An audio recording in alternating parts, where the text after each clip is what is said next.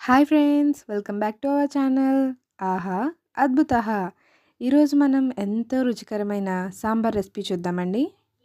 ముందుగా stove on చేసుకుని cooker పెట్టుకుని ఒక కప్పు కందిపప్పు, పావు కప్పు పెసరపప్పు వేసుకుని బాగా వేయించుకోవాలి. ఆ తర్వాత వేయించిన పప్పుల్ని 2-3 సార్లు బాగా శుభ్రం చేసుకోవాలి. ఆ తర్వాత వేయించిన పప్పుల్ని 2-3 సార్లు వాష్ చేసుకోవాలి. కడిగి పెట్టుకున్న పప్పులో 4 కప్స్ వాటర్ వేసుకొని హాఫ్ టేబుల్ స్పూన్ పసుపు, 1 టేబుల్ స్పూన్ కారం, 1 టేబుల్ స్పూన్ ఆయిల్ వేసుకొని 3 విజిల్స్ వచ్చేంత వరకు ఉడికించుకోవాలి.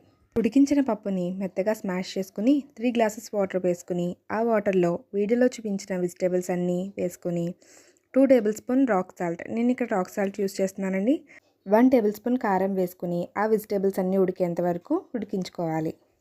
వెజిటేబుల్స్ ఉడికిన తర్వాత 70 గ్రాముల చింతపండు రసాన్ని వేసుకోవాలి.